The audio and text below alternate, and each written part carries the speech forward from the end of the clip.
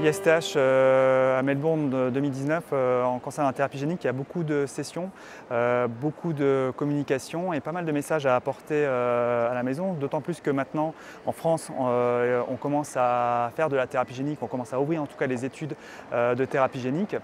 Premier message important, c'est ce qui concerne la prévalence de l'immunité contre l'adénovirus qu'on va utiliser, soit un adénovirus de type 5, soit un AV8, hein, c'est les deux principaux qu'on utilise.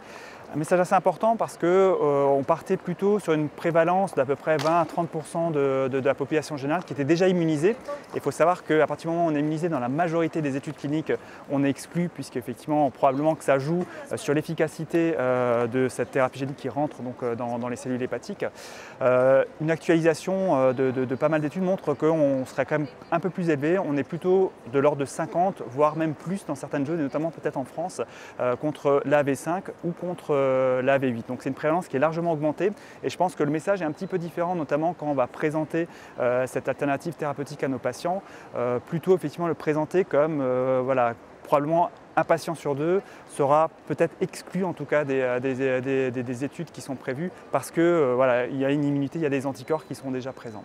L'autre question qu'on pose également régulièrement les patients quand on leur propose effectivement une thérapie génique, c'est est-ce qu'on a des informations sur un peu plus long terme, en tout cas sur plusieurs années dans les études cliniques. Et donc à ce congrès de l'ISTH 2019, on a effectivement certaines études où on a un follow-up, un suivi de 3 ans et demi, 4 ans. Ce qui est notamment le cas avec le facteur 8 couplé à l'AV5, l'étude BNN, où on montre qu'à 3 ans et demi, on a une stabilité du facteur 8, on est aux alentours de 40% de facteur 8 plasmatique, ce qui est plutôt effectivement une bonne chose. Hein.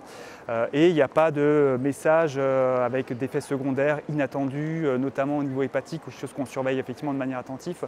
Donc pour l'instant, c'est plutôt globalement rassurant. Après, en termes de mécanisme d'action, comment effectivement on arrive à avoir une expression stable du facteur 8 ou du facteur 9, vu un peu le mécanisme d'infection des cellules. Pour l'instant, c'est sûr qu'on ne sait pas trop. Probablement qu'il y a l'immunité cellulaire qui va rentrer en jeu, notamment l'immunité des lymphocytes T contre l'adénovirus. Donc je pense que c'est quelque chose, un point qui va être important, où on pourra peut-être moduler. Mais voilà. Mais en tout cas, les études montrent que c'est pour l'instant un message plutôt positif, hein, donc en termes d'une part d'efficacité, de maintien de cette efficacité, et en termes d'absence d'événements secondaires, en tout cas pas connus pour l'instant.